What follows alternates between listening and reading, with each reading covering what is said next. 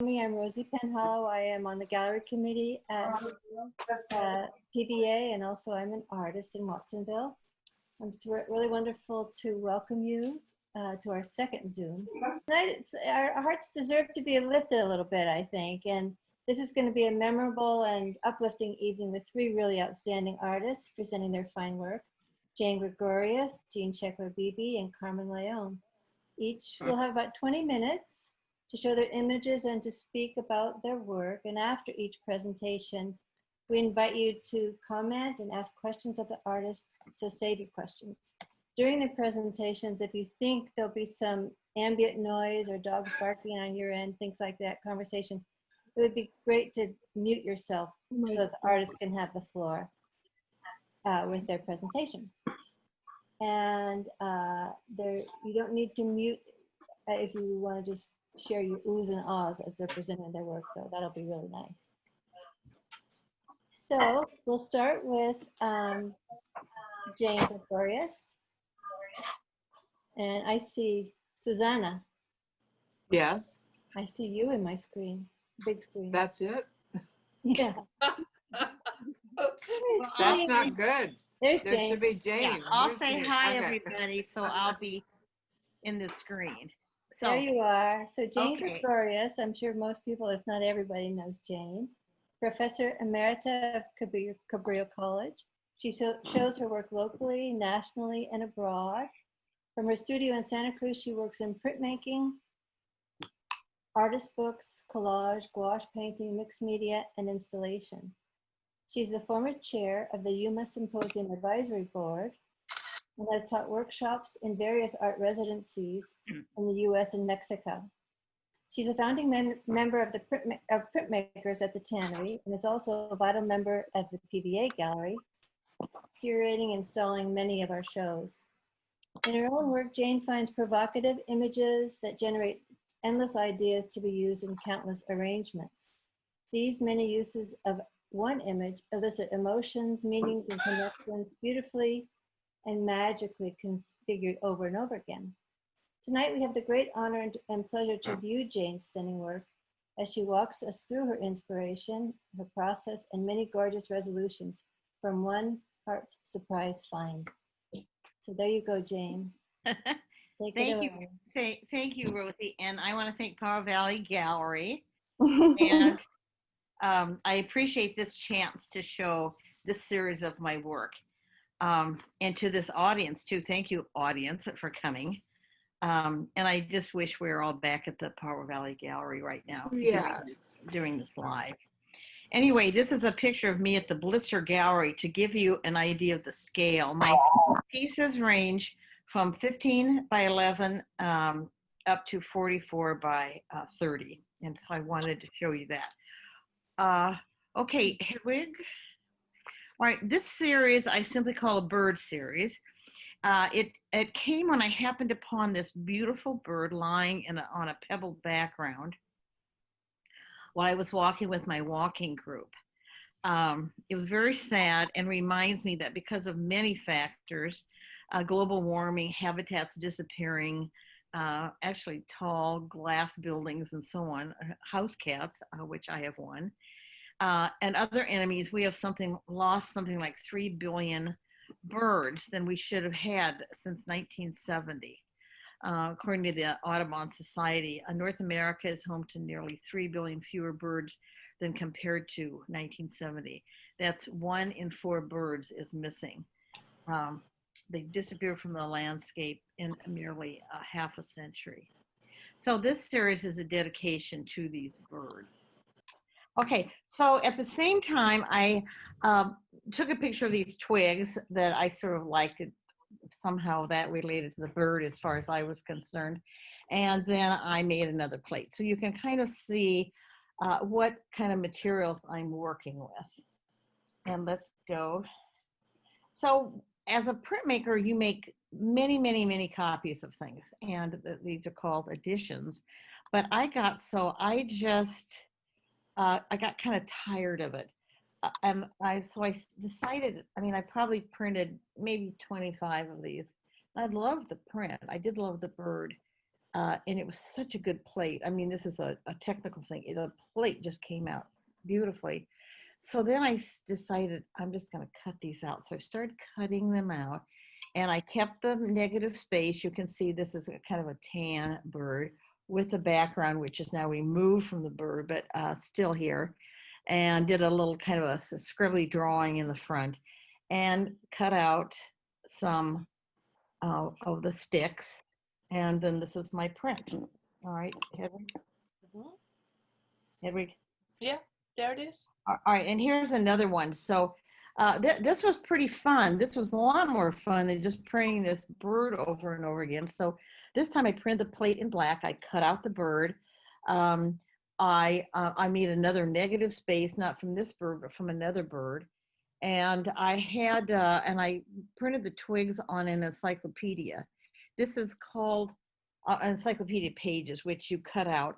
This is called chincolle, which I'll talk about a little bit later on.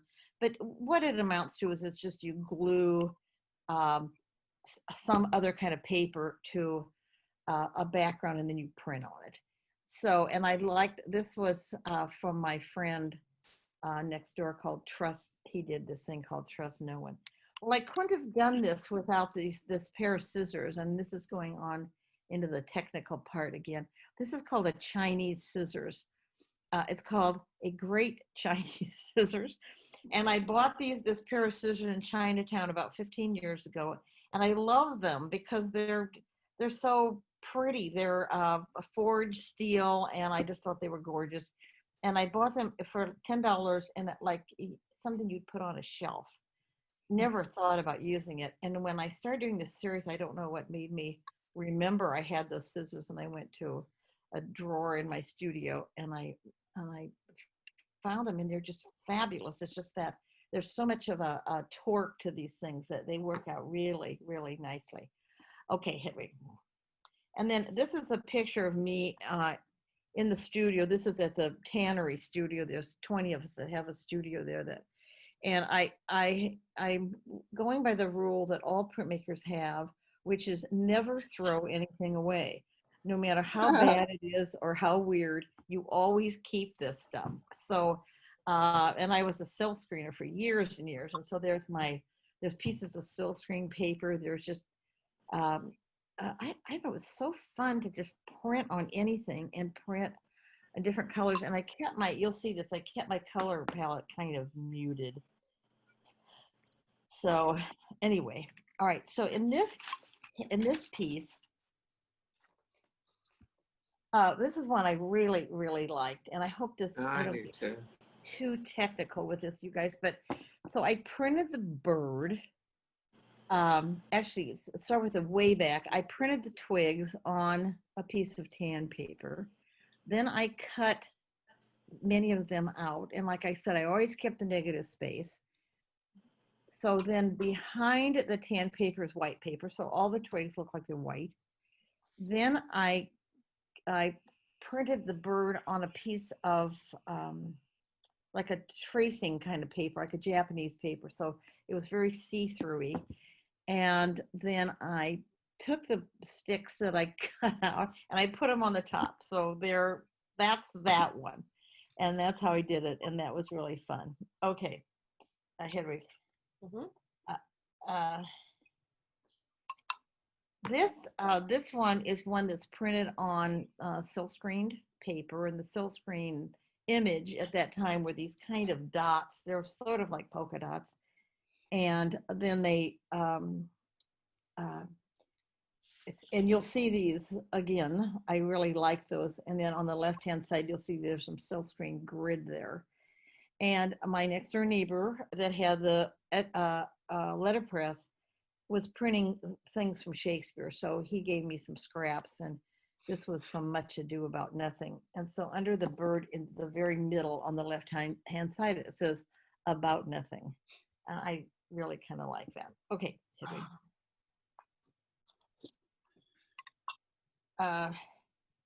Okay, so then this is bigger. Now I'm trying out some bigger things, and here there's 2 printed birds and actually 3 printed birds. One in the way background, in the middle is just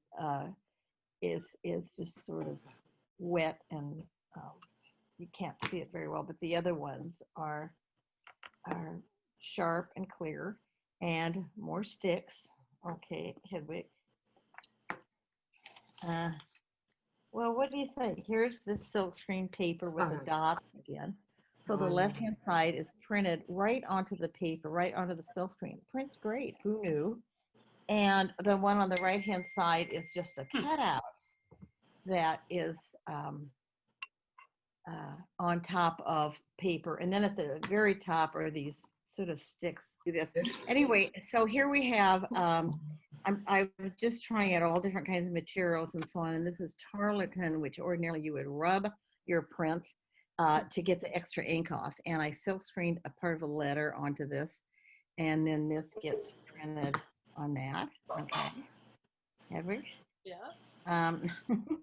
This one, I was, as I said, trying out some things. So I found this wrapper around some vegetable, some fruit. And I put that in. Okay, next. And I kind of like this. I think you're getting the point about this, about how I love saying something many times over and over again to see how many ways I can say it. And at the bottom part, this is printed with sticks and then many, many cutout sticks. And I feel like the birds are kind of floating above and watching them, and they're the sort of the jury. So, okay. And again, just trying out different ways of saying things, different kinds of colors. These aren't real colors, but they're shades, let's say, and seeing how many of these I can get to work. Okay. Again, some more, and these are printed on silk. All these are printed on silk screen papers. Again, trying out to see how I can get this to work. All righty. Okay. And this one I really like too. I've got a bird in here at the bottom that's tied up, and again, it's a homage to the bird who is so endangered. And and then I drew in this, which that was kind of fun to do. And the top is a good example of how I loved that pebble background from the bird. That was just accidental. I didn't think about it at the time. And I've used it over and over again, and I think it's just a beautiful texture. I like it a lot. Okay, Hedwig. And this one, this is like, whew, thank God. Something simple. It's so relaxing compared to the other ones. And so this one is no birds at all, really, just negative space on top of some sticks, and then one stick on top. And that strip down the middle is from the polka dot silk screen, and it's just a big no-no. So I like it. It's newsprint. You just never use newsprint on anything, but it was fun to do. This one is kind of complicated. The thing that's different about this is the background that's very busy and scribbly and so on. That background is from a monotype that I printed on the press.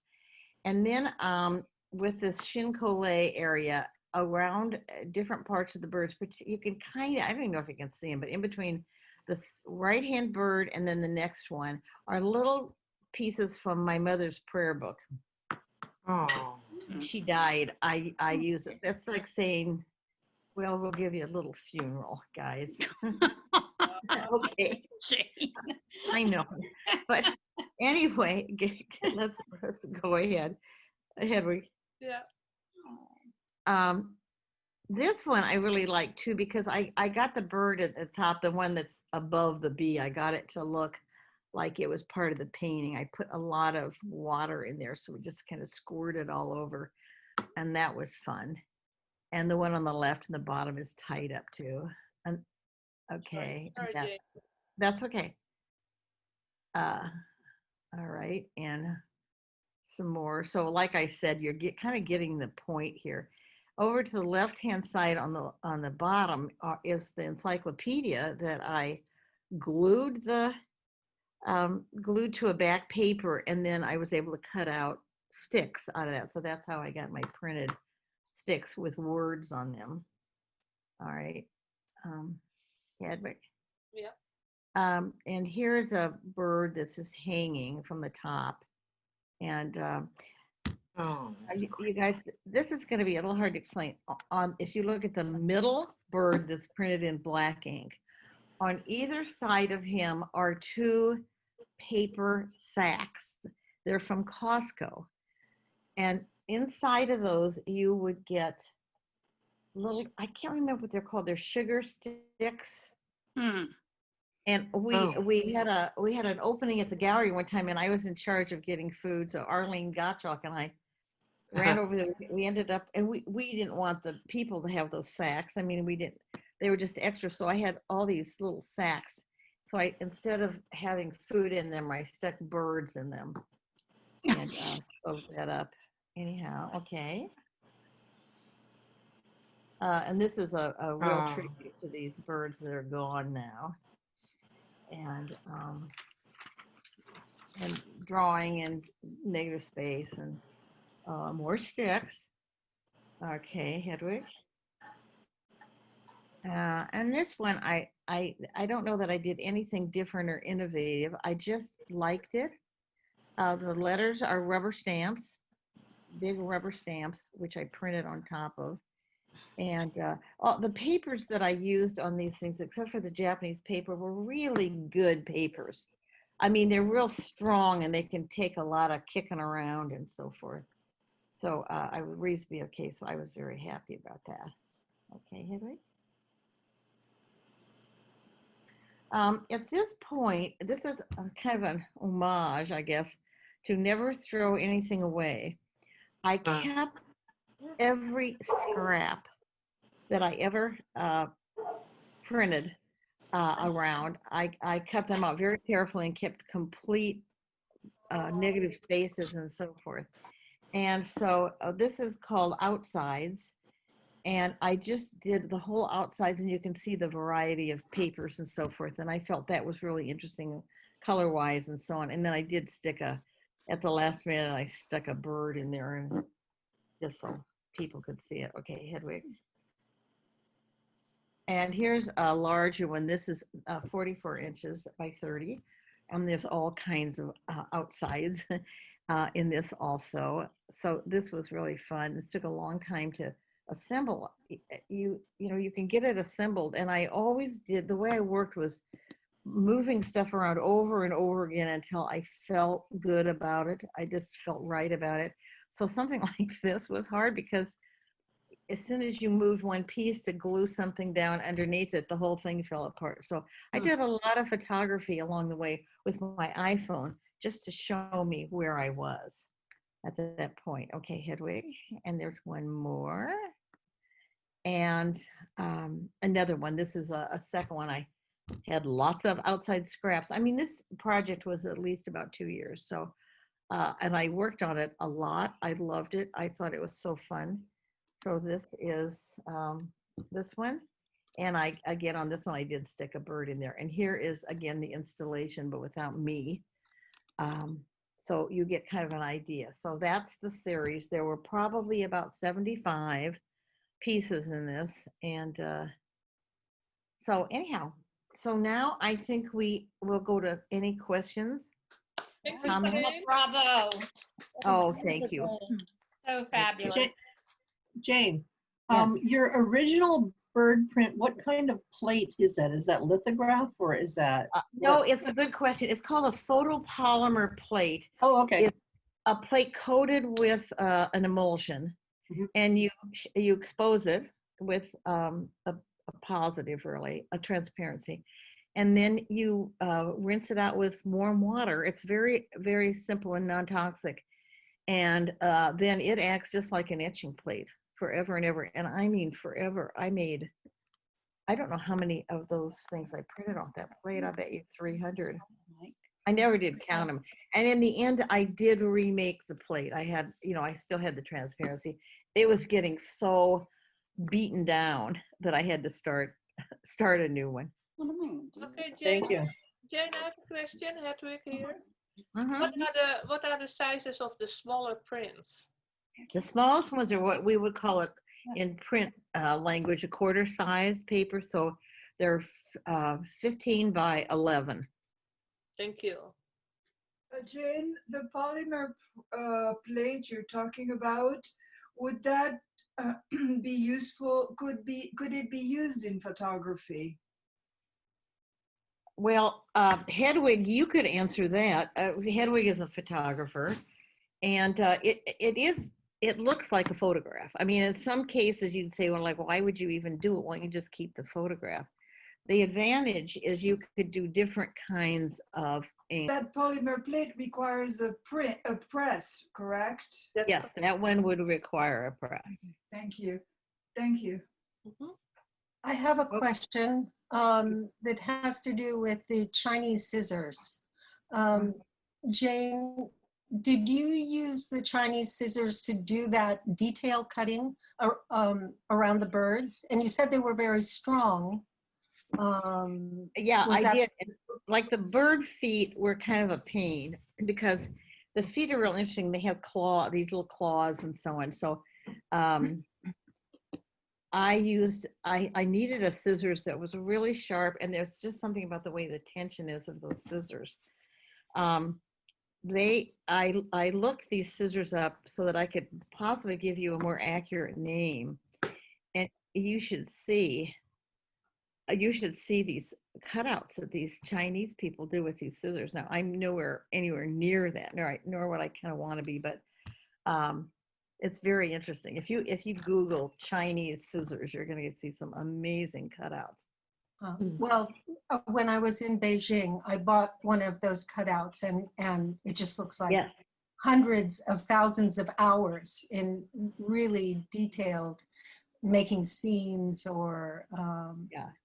so. But Yeah, they're lovely, and I didn't want to cut those out with an X-Acto knife, Yeah. which I could have done, but Hey, Jane, Hedwig here again.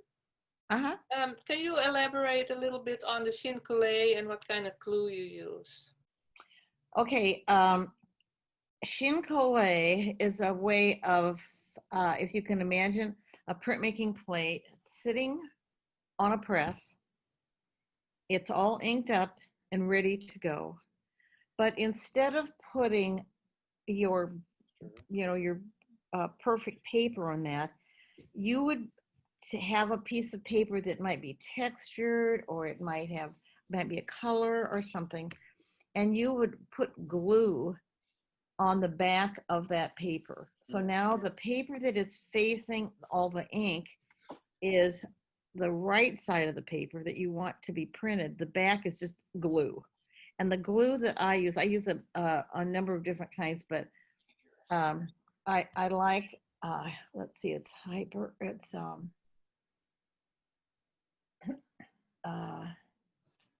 Is it the one that Mighty, it's Mighty Tack. Mighty Tack, yeah, that's what I was thinking. Yeah. And I put it on there with an old credit card. Yeah. And just put it on there lightly, let it dry.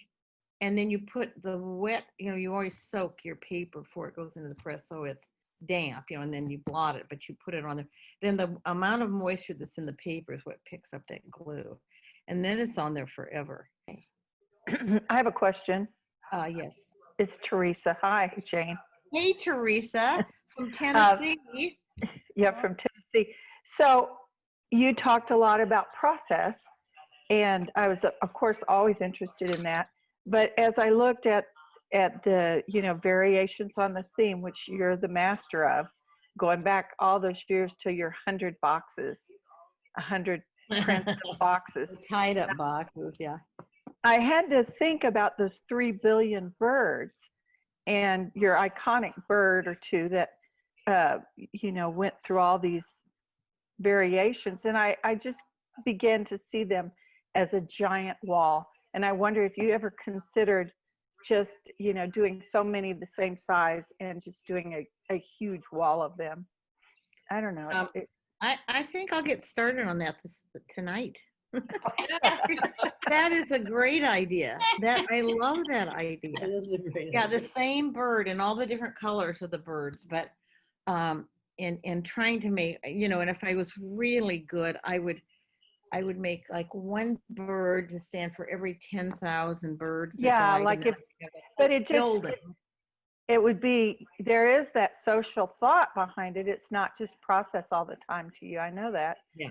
But, I just kept thinking of I've heard that before. I've read that before. And in fact, just with the fires, they were having huge, massive extinctions of birds all over the western states. And I just think it'd be very powerful and something to think about.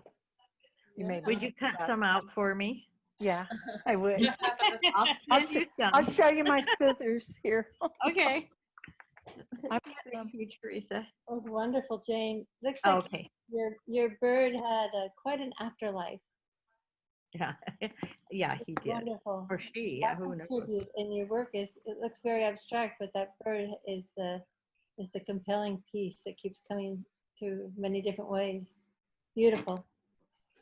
Thank you, Rosie. Thank you, everybody. Jane. Yes, Yes, Jane. yes. Thank you, Bravo. everybody. I'm glad. Thank you for letting me be first. Thanks a lot. Now I have to follow you. Yeah, there you go, Yeah. Jean. Do Yeah. it. So That's let's go back to Rosie and introduce you, Jean. Yes, so that was really wonderful, Jane. Everything, all those, I can't believe how many you've showed us, but I think we talked about there's lots more. So it's really going to be fun to find out what's left. So now we've got Jane Beebe. She is a vital and active committee member at the gallery, PBA Gallery, and she's currently recruiting and training volunteers in her committee. She was born in Des Moines, Iowa, and has been in California since she was 18 months old, spending her formative years in Southern California, raised in a home surrounded by art. With a love of words, Jean was an English major in college and later began her art education in Windsor, England, learning and experimenting with creative textile surface design, which eventually led her to abstract expressionist painting.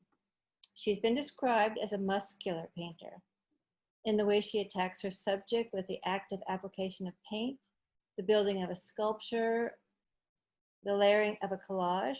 She approaches different mediums with the same source of colorful working force on or in canvas, paper, wood, clay, and metal. As with old age, says Jean, art is not for sissies. Correct. Thank you so much. Tonight we will be awed and delighted by the fullness of her expression and the skillful execution of beautiful bodies of paintings and collages. Go for it, Jean. Thank you so much, Rosie. Thank you. And thank you for inviting me to do this. Absolutely. Yeah, I second Jane's opinion that it would be nice if we could do this in person, but pretty great anyway, just to see all of you here. Thank you so much. And I will get my images up and we'll cross our fingers that I've got this nailed like with a hammer. Okay, but I have to share my screen. I forgot about that step. Dang it. Okay, hold on. Dang, that one most important thing to do. Yeah. All right, let me get her back. Just 1 minute. I'm going backwards. Okay, share the screen. Boom. Okay, now. Yay. Yay. Okay, here we go. Here we go. Got it now? Yeah, big sharing screen. Can you hear me? Yeah. Hello? Can you hear me? Yeah. We can see it. We can see you. And we're good. And then it it's telling me my internet connection is unstable. So we'll see. All right. Go for it. All right, good. Now, all right, so what I want to do tonight, kind of the opposite of what Jane did, is show you 4 different series of work, because I always do work in series as well. And I have, these are some of the series that I have worked in. I always am fascinated by the individual and how we maintain and protect our authentic identity when we go out into society. And some people, it always impresses me how some people are extroverts and they just go out and they do and they don't hesitate and they're natural and free, while other people seem to have some sort of a protective barrier around them, whether it's something they do with their clothing or if it's other people they have surrounding them. And my artistic inquiry has always been about how it is that people differ in their approach to the world and what makes this so. So these 4 different series have to do with that question of identity and how we present ourselves. The first one over here has to do with the shirt form, and it was called Shirts and Skins. The skins, unfortunately, are not available. I don't have any images of those. This was from quite a long time ago.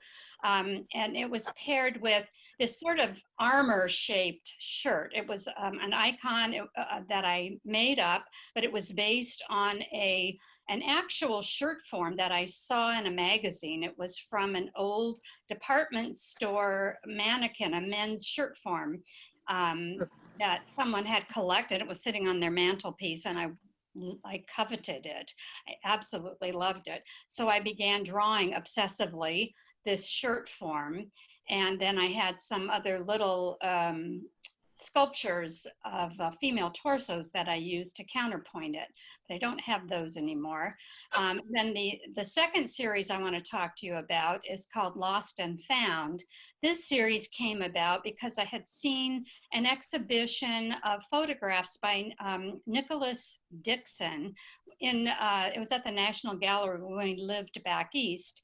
And he had taken photographs of his wife and her sisters, 4 women, and he'd done them yearly for decades. Oh, yeah. When they'd have family. Maybe some of you are familiar with this.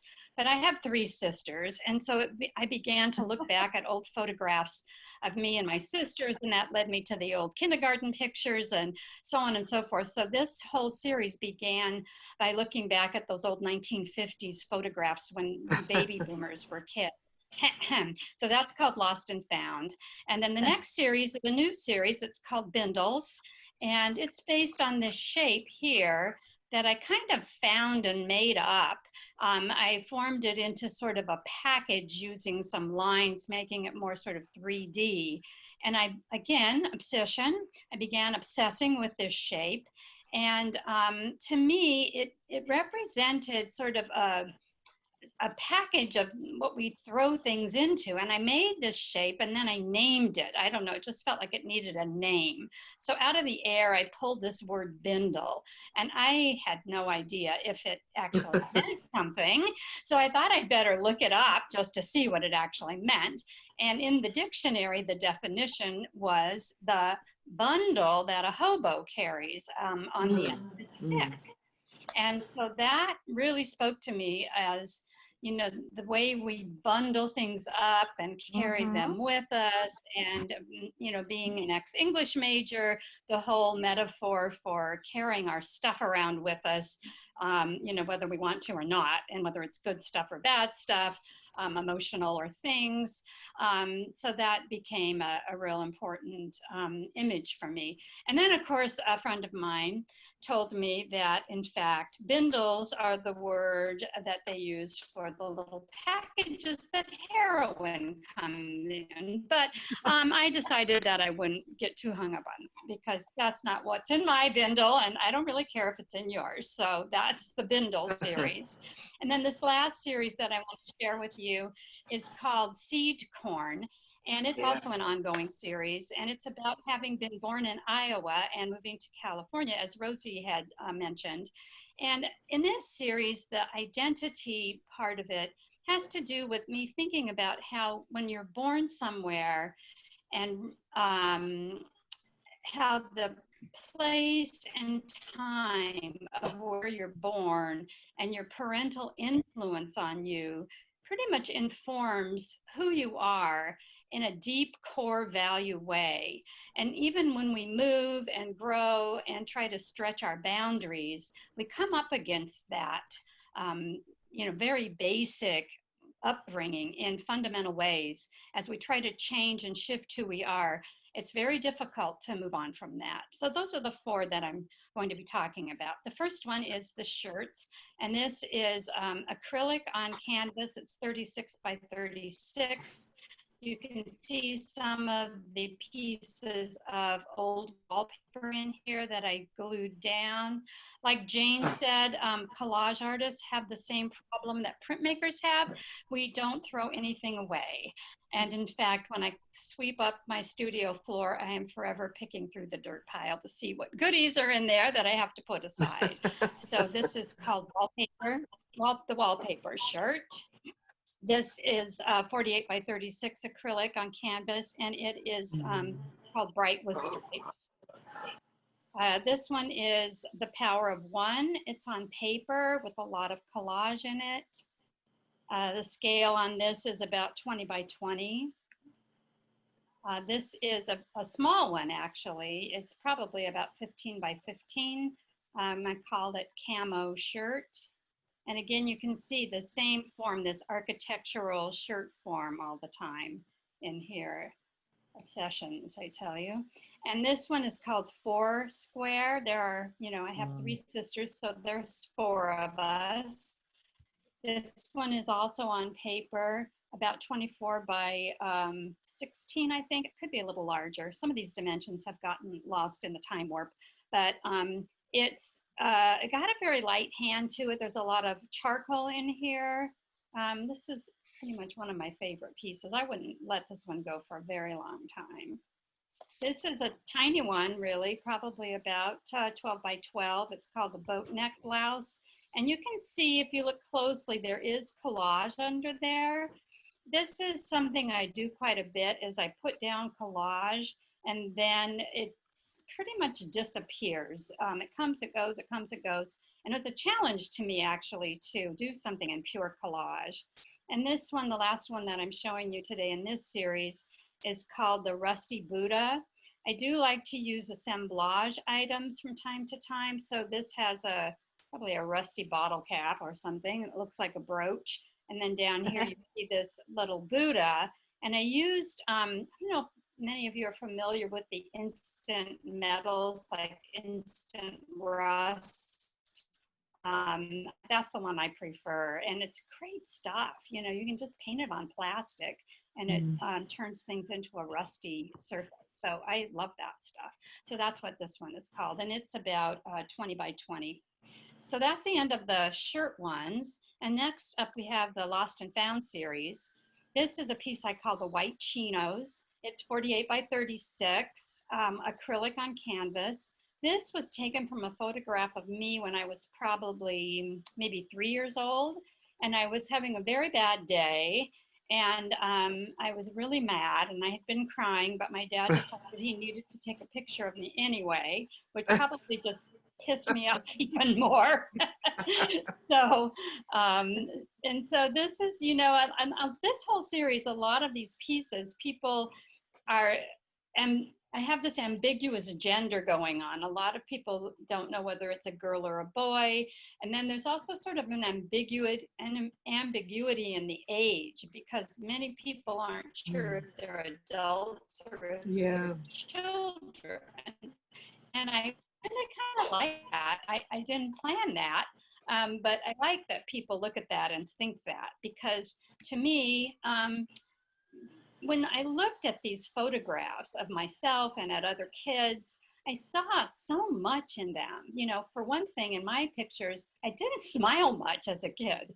There were often these very stormy looking faces, and I'm not sure that I was mad all the time, but I might have been. I didn't remember that from my childhood, but it's possible. I remembered having a great childhood, but maybe I just didn't like to pose for pictures. This was another one that I call Stormy Weather, and it's on paper. It's 24 by 22. Again, just acrylic, straight acrylic. This one is called the Baby Buddha. And this one, this outfit that she's wearing here is taken from an Easter outfit dress I had. And I used this image a lot in contrast to the first one with the chinos as kind of a juxtaposition between our sort of gender roles. You know, we all have masculine and feminine within us. And so putting the little Easter outfit with the gloves and the hat and the little bolero jacket. And this outfit, I remember, was like a navy blue taffeta with a little white lace blouse. And I never forget it. And so putting those two together, kind of showing both sides of ourselves and, you know, what was expected of us back then. Well, we needed to be the frilly little girl. That I wasn't necessarily the frilly little girl. And so then these other symbols here developed to sort of give, you know, that caged in feeling of, well, what are we? You know, what are we in a cage? Do we have to conform? And then this hourglass shape is the feeling of time passing. And if you can see up here behind here, there's a little duck. And anyway, there became all of these different symbols that started to relate to this whole series of, you know, we are who we are when we're kids. And even though, that's why I called it Lost and Found, because when we're children, we have certain characteristics. And I think we go through life, and a lot of times, you know, we spend a lot of money on therapy trying to get rid of some of those characteristics. And then I think in the end, we just kind of come around to realize that, you know, that's not so bad. That's kind of who we are. And we begin to accept some of that. This one's called the Girls Club. It's 36 by 38 on canvas. It's acrylic. And this is a shot of a lineup from some of the kids that were in my kindergarten class. And what fascinated me about them is this body language of the really, you know, tucked under the armpit arms and straight down at their sides. And this one was lower crossed arms. And there was a certain tension in these girls. And I was just really happy painting them in these strange colors. So and of course, you know, the little collars and the little jumpers and the little, you know, waisted dresses, all with their socks and their Mary Janes. And then this one's called The Boy Next Door, again, 48 by 36. And it was the time when, I used to play with the boy next door. I had a huge crush on him, of course. And we used to play Army on his living room rug. So there's this little representation of an Army tank. And then we watched the Mickey Mouse Club, and here's a little jester hat. And again, this was, you know, just that whole time of life. This is, again, the same kid, actually, in the t-shirt stripes in the collection of someone who is watching this right now. And this is called Marianne and Wanda. It's the size of this one is 28 by 22 on panel. Again, acrylic. I think there is some collage underneath it, which is hardly visible at all. This was taken from two different eras. This was my older sister, Katie, and this was my daughter, Chelsea. Neither one of them would probably be thrilled to see that. This is one I really enjoy. It's called Maria with the Pearl Earrings. And again, it was from that same, you know, kindergarten class. We were pretty much a white, very, very white suburb of LA, but we had a few Latino kids in the class, and she was one of them. And I really adored her. But again, this, you know, this sort of tension in the arms and so on. But she was lovely. Lots of collage in that one. This is called the Birthday Boy. And this is, I think this one's 48. I think it's actually 36 by 36 on canvas. I really enjoy using masks. I think that a lot of times children like to be people who they aren't, you know, play dress up and join into this fantasy world to gather other ideas of how you can be.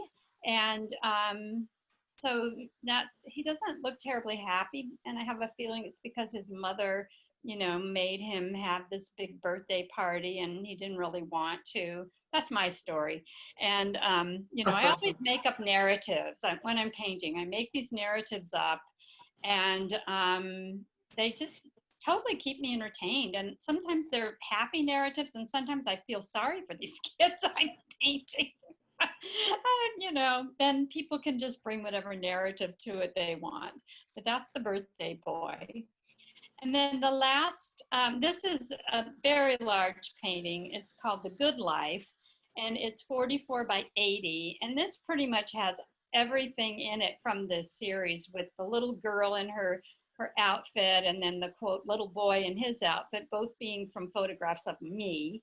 And then the birds down here, which have been tied up, houses, the neighborhood, the bird cage, the crown. So it's really got the whole, you know, good life from the 50s going on in there. There's a lot of collage, a lot of acrylic paint, some newspaper, you know, just all kinds of paper in there that are glued onto canvas and stretched. And then the last two images are both painted on a door, and have a lot of collage, vintage material. There's old pudding boxes in behind here, old wallpaper, a lot of stuff. This one's called My Mother Always Liked Zorro. And then this last one in this series is called My Inner Cowgirl.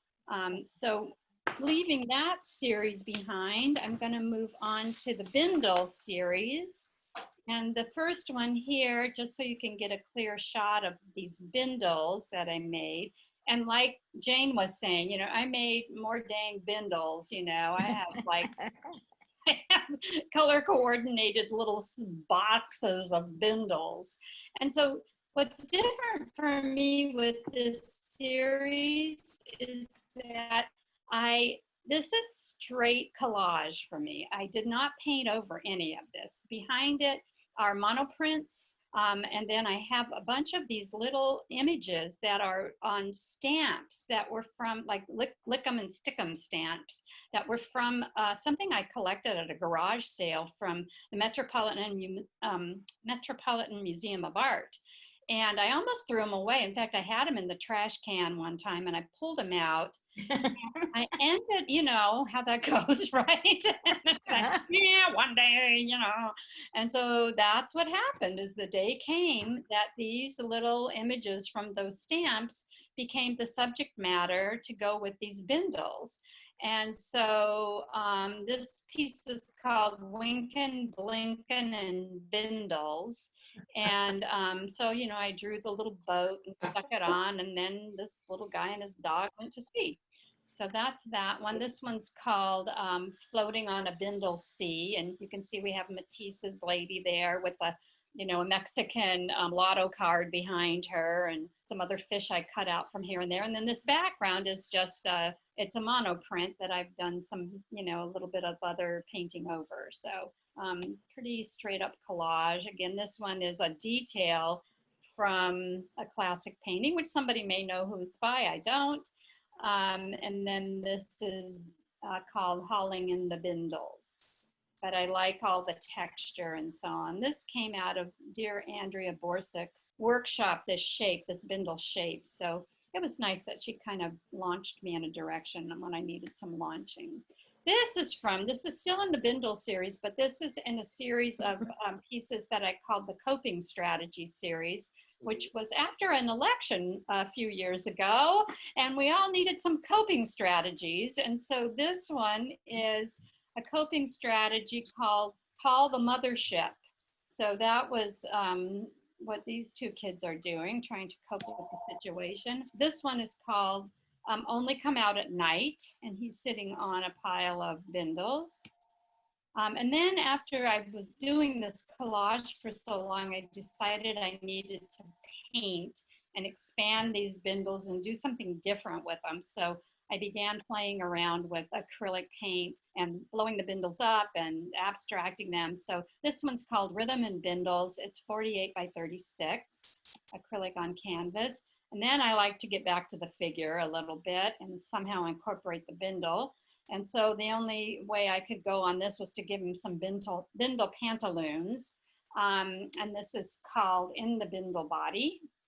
It's 48 by 36. This is 36 by 36. It's called Bindle Rising, getting more abstracted and throwing in slightly more geometric looking Bindle there.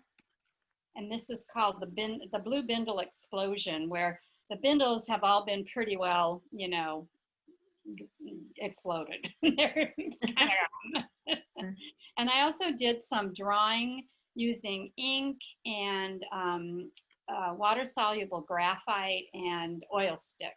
So I did a whole series of these black and white abstract bindles. Got a couple of those here to show you.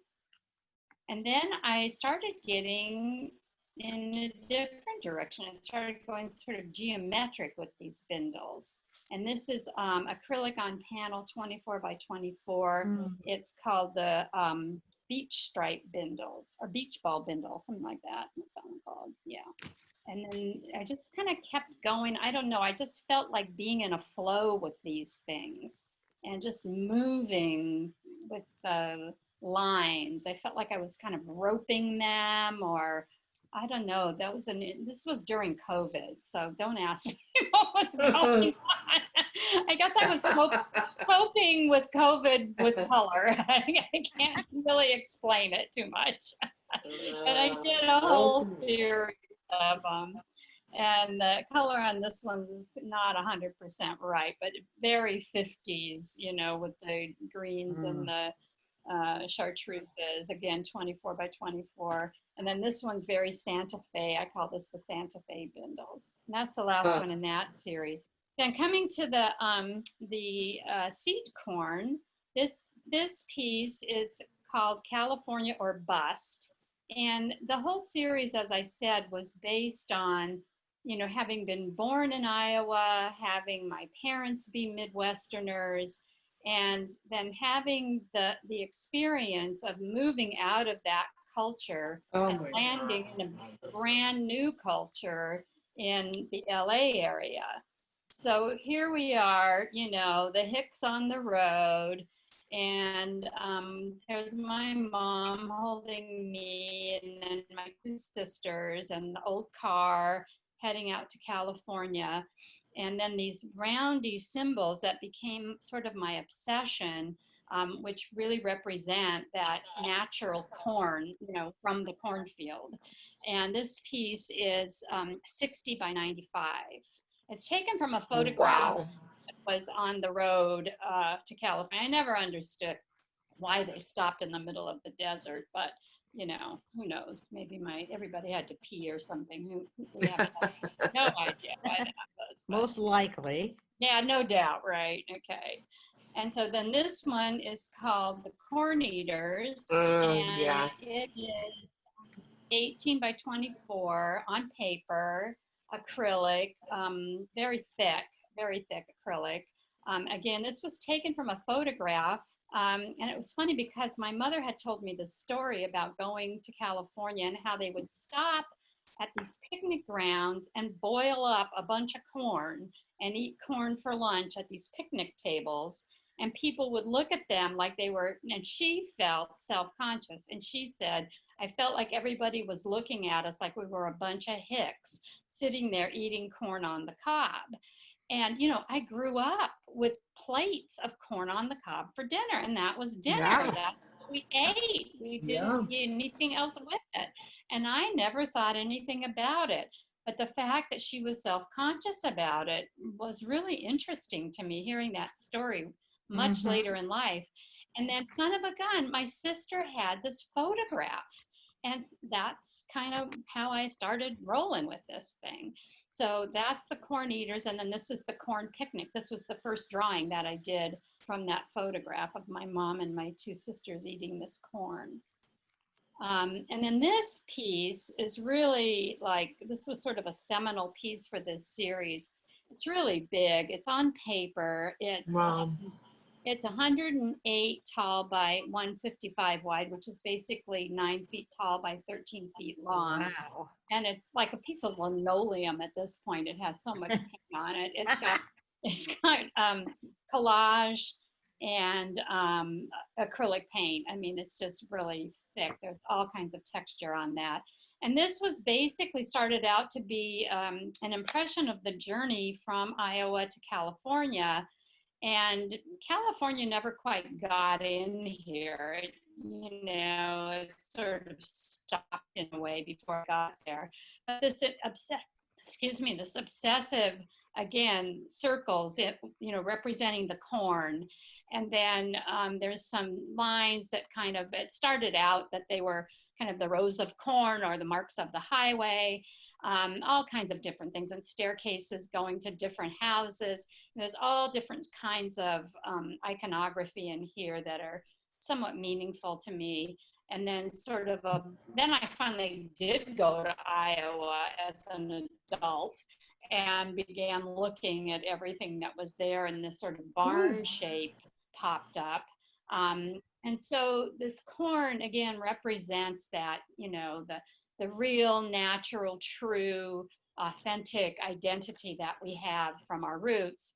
And then this little triangular shape started becoming kind of a candy corn that, to me, symbolizes the sort of,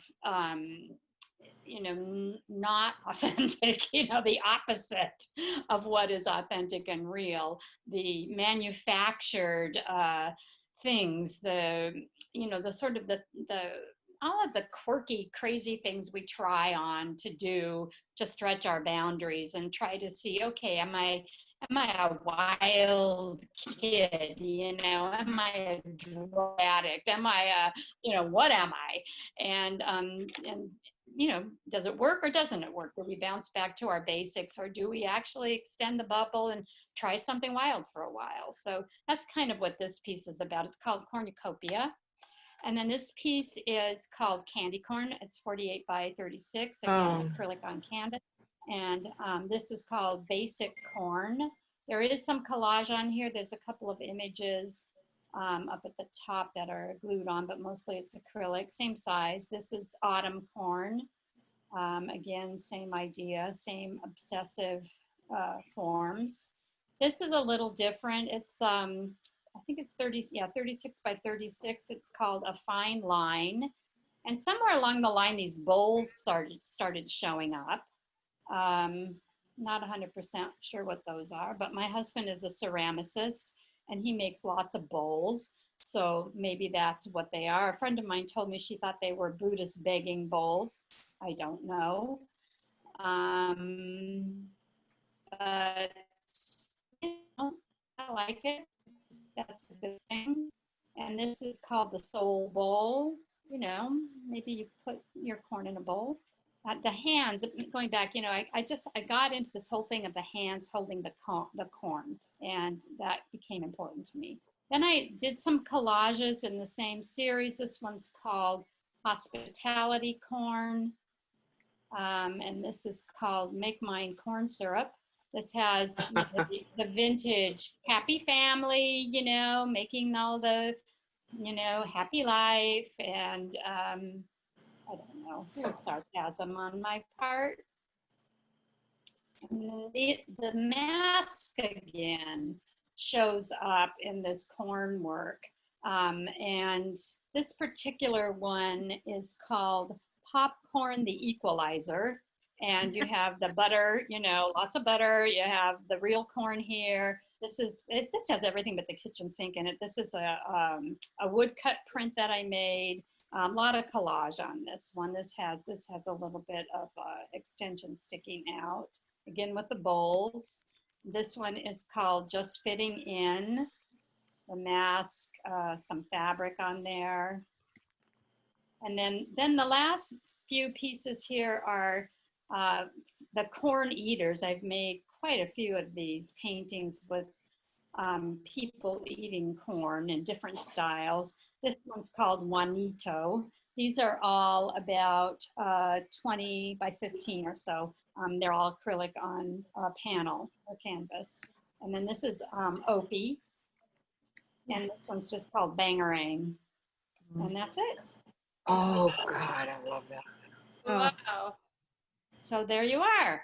Wow. Wonderful. Oh, my very good, goodness. Jean. Thank you. Oh, I love these. So you can see I work in series. fantastic, Jane Beebe. Thank you. Jane Beebe. Yes. astonish me constantly. Yes. That work is so powerful and so beautiful. And I don't know why you haven't sold 10 million paintings and have bazillions of dollars. Yes. I don't know either. Your work is just so intriguing and so strong. I was just mesmerized. So thank you so much. Oh, thank you, Beth. Thank you. Yay. Really wonderful. Lots of gusto in your work. Thank you. Can I ask you a question, Hedwig here? Please, I'd love questions. Do you prefer working really big, or what is your preference? I do like to work big. I feel more comfortable making big marks with big brushes. On the other hand, I have to say I enjoyed the heck out of those small collage pieces. That was a really nice change for me. I think that a comfort zone for me is that, I do a lot with 36 by 48 size canvases, and and the square, like 30, that's a real comfort zone for me, that size. But I realize nobody has any wall space anymore, so I have to try to work smaller. Yeah. But Jean, how big is the cowgirl in the red boots? That's a door. Sorry, I forgot to mention it's a door. that. Oh, no, you did say it was a door. In fact, yeah, I did not say that. Those two pieces, the Zorro and the cowgirl, are actually doors, and they hang in Judy Stabile's bedroom on her closet. And the truth is that I would love to do more of those. I have a lot of ideas for that series, and it would be fun to get back to that. I mean, I just haven't gotten back to it, and I should, because they were fun. They were challenging. But they were really fun. They're awesome. Thanks. Yeah. Yeah. So, Jean, how long does it take you to do one really big piece? Well, Hedwig, the thing is, my process is so ridiculous because I should probably sell things by weight, because I put things on, I take them off, I put them on, I take them off. Golden acrylic must love me, because I just waste. So, I know nothing is ever wasted, because when you put it down, it informs what comes next. But I don't sketch beforehand, rarely. I have an idea, but oftentimes my process, we were talking about me being an English major before, and I thought I was going to be a writer. But what I do quite often is I start by writing on a blank canvas, or if the canvas has a little bit of a stain of paint or something on it, I start by writing. And then those lines become some information that I work from. And especially these days, when you're so frustrated about everything, there's a lot of bad language under some of these paintings, and so then I just go from there and, carry on. But I can't even say how long it takes me. That huge thing from the corner, that took years. I've been working on that for years, and it would just stay up on my wall. And in fact, that piece, it's interesting. I photograph that every day. So I almost have a slide, like a slideshow of the evolution of that piece. So then my follow-up question then is, how would you put a price tag on there? I have to do it by size. That's the only way I can price things, is pretty much, by the square foot. Right. And, and even then, sometimes they get too expensive. So, Right. Thank you, Jane. Yeah. I'm happy to answer any other questions. So, and like Jane says, never throw away anything. And a lot of times when I'm trying to get ideas, something will just come up from the floor of my studio, and it's like, oh, look at that. That would make a good something or other, and then I'm off and running. So I have, so many ideas. Jean, it was amazing. I have to tell you, I'm so glad to have tuned in tonight, because I was not familiar with your work, and you're just so inspiring. I loved all the themes that you explored, and how you You used all kinds of means to talk about them, from the very abstract to the more literal, using photographs, using collage. It was really inspiring. You are a very well thought artist. Thank you. Thank you so much. Obviously an incredible worker. Yeah. So I'm Catherine. Hi, Catherine. Hi, Catherine. Thank you. Well, you know, some people say they would love to know what goes on inside my head, but I tell them if they ever got in there, they'd never get out, because that's what happens to me. You know, it's hard for me. I start with an idea, and it's boiling it down, trying to get to the language. You know, I like to get to the visual language of what I'm trying to say. And that's very hard for me to do. And sometimes I probably am not very good at it, but that's what I'm trying to do. So thank you. That was wonderful. Thank you. Yay. Thank you so much. Really lovely. Yay, Jane. Thank you. Yes. Thank you. Thank you, Jean. You did fabulous. Thank you. Yes, you did. Not too bad. I just went backwards at first, right? And then I got it. Don't tell me. No. Yay, that was a wonderful show. I'm so glad we got to see all of that wonderful work. Lots of gusto. Again, I'm glad I'm done, and that nobody can follow Carmen. Trust me. Yeah. Yeah. We're so lucky with our third artist also, Carmen Leon.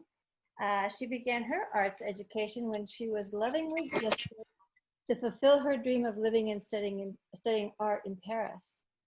There, as a young woman, she attended École des Beaux-Arts and soaked in the works of many masters in the art museums of Europe. She later attended UCSC, learned about the famed artists of the Americas, and became involved with the Accademia dell'Arte Chicano de Aztlán, creating some of the first murals in Watsonville. Her beautifully expressed paintings bring attention to her Peruvian-Mexican heritage, using dreams, myths, symbolic images, as well as her own personal story to build colorful, deeply reflective narrative scenes. We will all be deeply moved by Carmen's paintings and the close to the heart subjects she has brilliantly brought to the canvas. So here we go. You're on, Carmen. Okay. Thank you, Rosie, for that kind introduction. It has me looking back those 30 to so many years that where I forgot to include, and I wanted to mention that I was also a spectral artist, teaching painting and drawing for some 20-some years. And for me, it was, besides the experience, the richness of having the opportunity to work with children in the school. So now I want to share with you some of my work going back to that time. All of the paintings that you're going to see are in acrylic, and some are on paper and some are on canvas. So looking at my work, it all began with my mother when I was invited to participate in an exhibition at UCSC called Inspiring Women. I chose to paint this portrait of my mother, portraying that part of her that was playful, superstitious, romantic, religious, and a dreamer. For above all, she wanted to bring us out of an environment of poverty. And I titled this Mother We Dream. My involvement with hospice and later my mother's death impacted my life in a way that ultimately shifted how I would paint for the next 2 decades. I began the inquiry around themes of life and death, where part of that investigation was to look towards my cultural heritage of Mexico and Peru. I was already a woman in my 40s, and I wanted to find the connection to my roots. I traveled with my father to his birthplace in Michoacan, Mexico. There I found myself looking for remnants of a house, a stone fence, some traces of where he began his life. I met family there and was drawn to tell their story in my paintings. This painting I titled The Chairmaker. This is Chano, who was imprisoned for 7 years for a crime he didn't commit. Here he is with his son, Vidal, whom he left as an infant and meets again as a young child.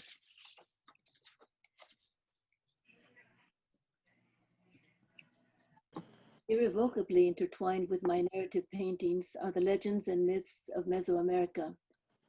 I began this next painting inspired by the legend of La Llorona, the weeping woman, who supposedly drowned her children after being spurned by her lover, and according to legend, would be heard crying for her lost children along the shores of the river. Now, something happened for me when I was painting. I realized that I wasn't finished. Eagle appeared, and La Llorona transformed into White Buffalo Woman, calling for buffalo to appear. 2 lines from D.H. Lawrence's poem Quetzalcoatl captures the essence for me. Out of the depth of the sky, I came like an eagle, out of the bowels of the earth like a snake. The title of this next painting is Cihuacuatl. Often in Aztec mythology, female deities were personified as cruel and evil forces, and consequently from this interpretation, Cihuacuatl was seen as the darker side of Quetzalcoatl. In opposition, I depict her here with snake to symbolize sacred energy and the driving force that continuously generates life. This is Tonantzin, goddess of motherhood, goddess of corn. In Mexico and Peru, corn is the nourisher of all life, past, present, and future. To the side of interest, the Spaniards, after the conquest in Mexico, built their churches over many of the Aztec temples. Near Mexico City, the Basilica of the Virgen de Guadalupe replaced Tonantzin's temple.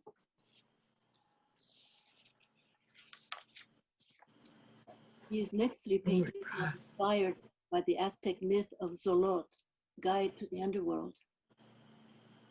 Like the Egyptian god Anubis, who ushered souls into the afterlife,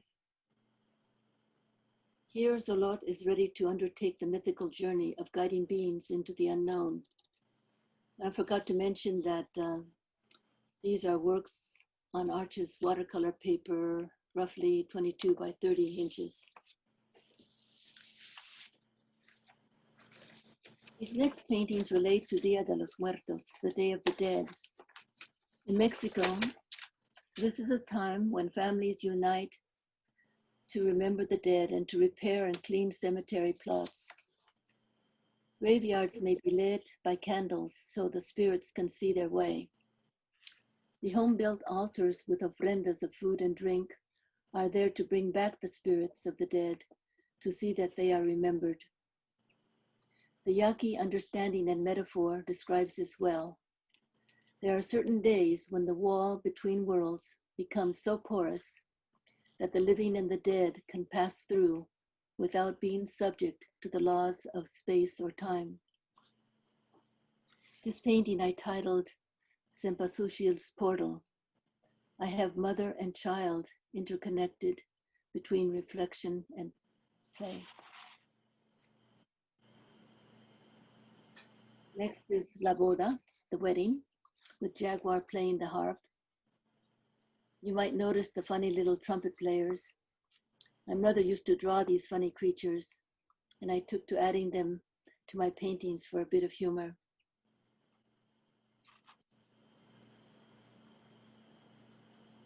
This is Calavera y su novia. Looking back at us and grinning, Calavera is so proud to have a lovely girlfriend. This is Pensando, thinking. The little trumpet players play and blast their horns while Calavera sits wondering about it all. Moving away from the theme of the Day of the Dead, this is Teatro de los Espíritus, Theater of the Spirits. Rita on stage entertaining an audience of animal spirits.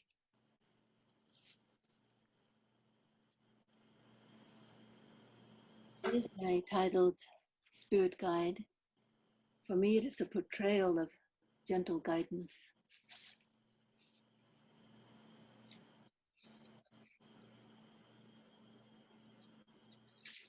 These next 2 paintings relate to my 15-year involvement with hospice as a volunteer. This painting was inspired by an Aztec poem relating to death and the mystery of life. The title is Abro mis alas. I open my wings. How can I fly to the center of the earth?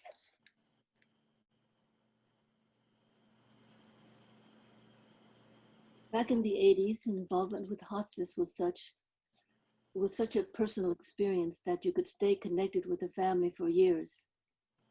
This painting is about Nadia, who died when she was only 2 years old. Her mother, Marta, died a few weeks later from breast cancer that had metastasized. Marta had come to the US for treatment and was pregnant with her second child. The doctors wanted her to abort, but she wouldn't do it. Now, 22 years later, her daughter Vanessa is a medical assistant, has a family of her own.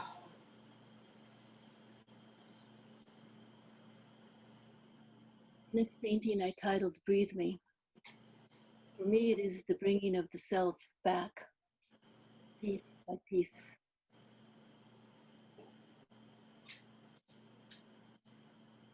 This one is titled Sueño, or Dream, an illustration for a book of poetry, La Vida, by Alma Luz Villanueva.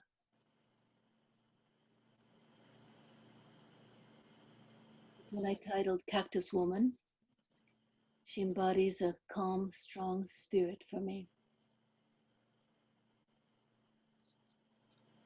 The next three paintings relate to dreams. This is El Viaje, the voyage. This is where in my dream I have a fear of water at night, and nevertheless I set off in the evening, willing to go into the unknown. So many years later now, I still remember the feeling. The next painting I titled, Have You Ever Thought of the Buddha? In my dream, I'm asked this question years before I begin to meditate and to do Buddhist practice.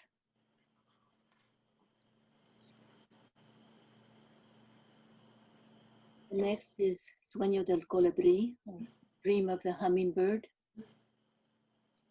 A gentle gift of hummingbird coming to my shoulder.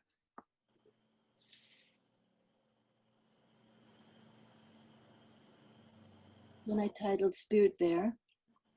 This is where Spirit Bear, like Solot, becomes a guide, gently pushing and guiding the boat out.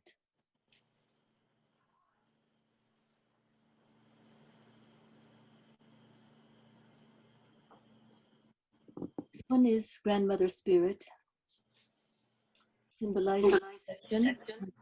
For me, gratitude to my ancestors, and especially to my great-grandmother, Bernardina, who took care of my father until he was 10, to then have to send him off to the US and to never see him again.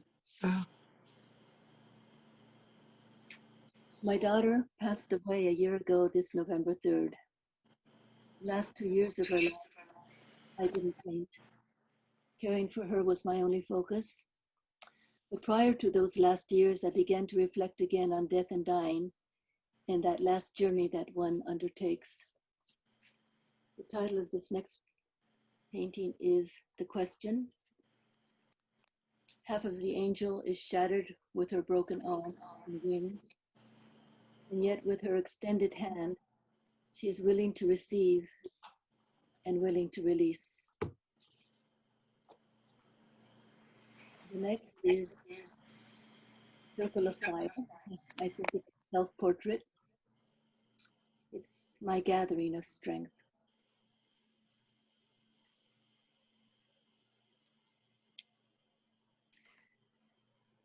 This is the portal. In this painting, I have it be that in order to pass through the portal, there has to be a symbolic dismemberment, a letting go.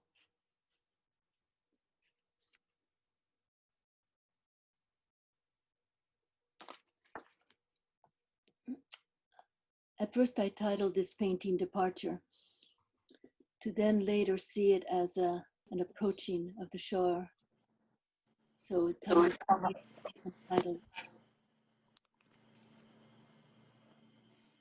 The next painting is Refuge. This is Hawk, actually offering that refuge.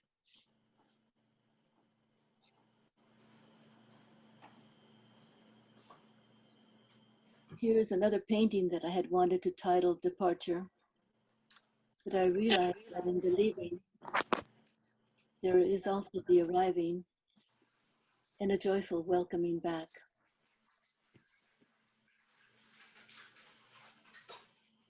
Next is Entering the Portal.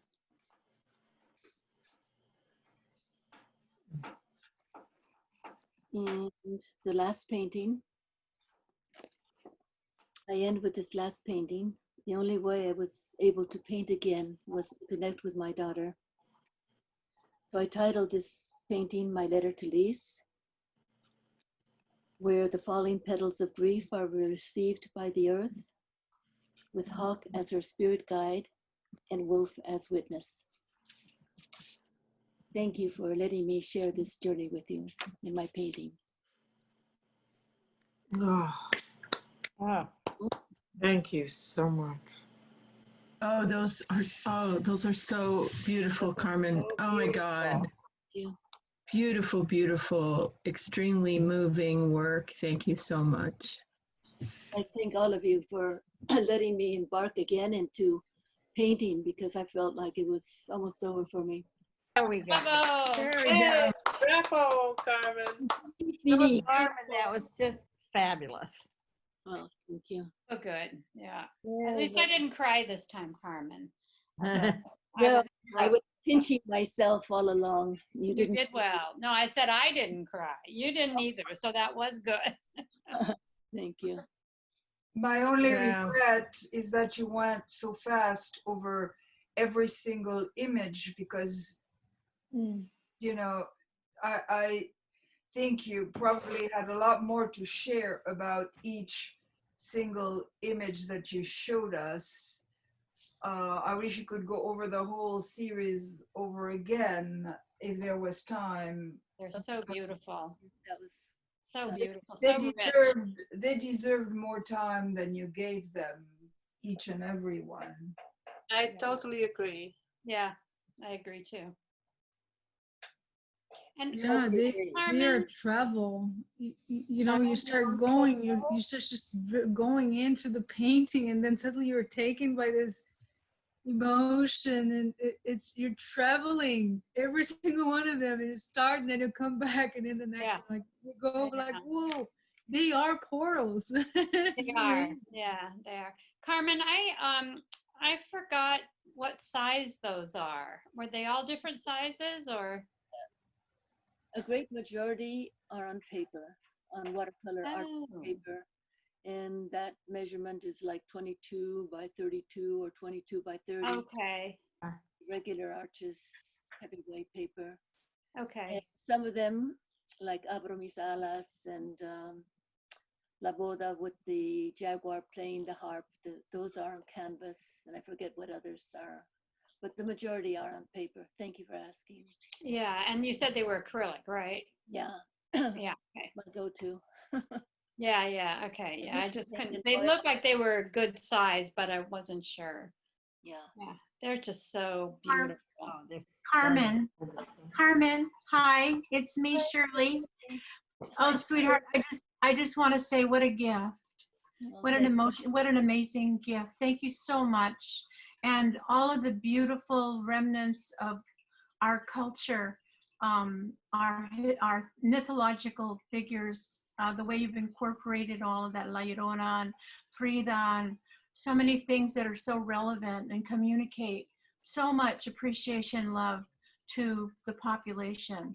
Thank you so much for doing the work that you do. I just want to say that you are certainly priceless. You are a true treasure and a true gift to the community. And I just want to say thank you so much, Carmen, and big abrazo, okay? So now I'm going to cry. Thank you. Yeah. It's okay. It's okay. Yeah, they're Thank you, so Shirley. evocative. Thank you for appreciating our dear Carmen so well. I, as a Latina also, it just makes me expand and want to get into to become those images. And it's such an honor to know you and know the work that makes us all proud. And the worlds that you open up in those images being so strong, so spanning so much time, so many centuries. Thank you. You do it so well with such beauty, such beautiful colors. Thank you. Yeah, because your work is poetic, it's mythological, it's colorful. It's on so many levels. It's so many things. And then on top of that, we can project ourselves into them and create our own mythology, which you stimulate through all the symbols and the animals you use. It's just mesmerizing to me. As you well know, your images mesmerize me. I love your work. What can I say? I'm partial. I want to say your vision and your way and your willingness to put it out there is such a gift. You draw us in and you open parts of us that are, or at least for me, that are just, it's a calming and an opening and a trust in, you know, in our lives. They're very beautiful how you're able to share that with us. Absolutely. Yeah. Carmen, thank you. God, those are gorgeous. Thank you so much. Yeah, that was amazing. Very beautiful. Carmen, I wanted to say I also appreciated your honesty in how you've been through this terrible experience. You did that beautifully, and I thank you. I want to share a message with you, Carmen, of a friend of mine who is watching this, and this is what the message she sent me. She says, she's amazing, beautiful, deep, sweet, kind, wise, pure, and beyond. That's my impression. But she was too discreet to send this message or to say it in person. And it's well deserved. Yeah. Well, I didn't know your work before, Carmen, really. And, you know, having seen it, you know, several times now in our rehearsals and having got to have a private performance the first time through, well, as you know, we were all pretty much sobbing at the end of it. And it meant so much to me. Now I'm going to cry. It just, it's just so emotional and so packed, and I'm coming to appreciate so much the Latino culture now and seeing those myths through your beautiful interpretation. It's so soft and so feminine, and so you, as I'm coming to know you, and it just makes me so happy. So it makes me so happy to get to know you. So thank you so much. Wonderful. Yeah, and Carmen, we want to see more. Yes. Carmen is very modest, because when you know the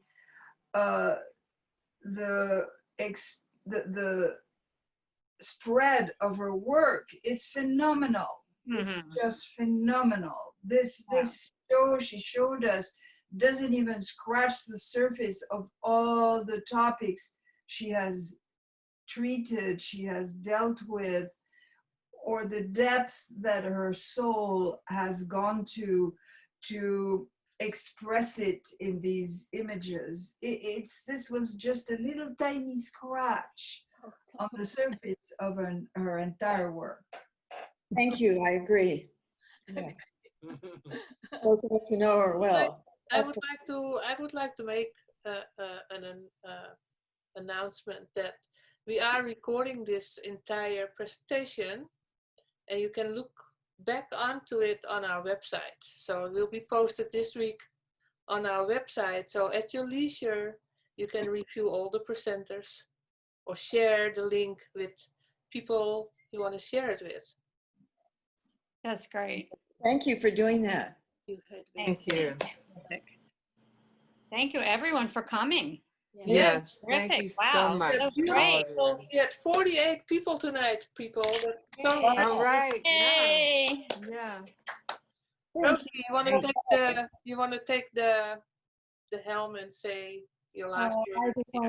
I want to thank you three artists, you wonderful artists that came and showed yourselves and your work, and it's so touching, and it's so community building that we started the Art Salon with the intention of bringing each other together in a art community sense. So this is just one more beautiful, in-depth opportunity for us to have together. So thank you. The three of you did a beautiful job. Thank you, Rosie. Thank you, Rosie. Yeah, Rosie, Can you I just say one last thing? I want to just say a huge thank you to both Rosie and to Hedwig, because yes. if any of you are afraid to do this, I think you should forget about that and jump wholeheartedly into this if you're asked, or if you would like to do it, let that be known, because Rosie is going to be looking for more artists to continue on with this, and Hedwig is a super tech, and she will help you do this, because I was clueless about this, and we've all had our challenges doing this and getting it going. And we did it. So voila. And you did great. All of you did great. Yes. So don't be afraid to do it. If you want to show your art, we want to see it. And so there you go. And Hedwig has the patience of a saint. Oh my gosh. She never is like, okay, come on. Okay. Well, I don't know. I don't know. Did she beat you, Susanna? She didn't beat me. Thank you guys, you are very sweet. But I love you all, and I just want for you to feel at ease, show all beautiful work to everybody. That's just my goal in life. It's been great, and it's been really and fun. I learned a lot. I really learned a lot, and Yes. I feel comfortable about doing this again. Well, not this, but I'm not afraid of the Zoom. Great. I'm looking forward to the next Art Salon, Rosie, aren't you? Yeah. Within the next couple of months, I hope we'll get another one going. Good. Great. Good. All right. Thank you all. Thank you all for coming. Thank you all for coming. Absolutely. Thank you. It was beautiful. Stay safe. Bye. Stay safe. Bye. Come again. Bye, everybody. Come again. Thank you very much. Thank you. Thank you. Okay. Thank you. Thank you. Good to see everybody. Good to see you, Jean. I will talk to you soon. Okay, lady. Good Okay. to see you. Yeah. Right. Okay. Okay. All right. Bye-bye. Mwah.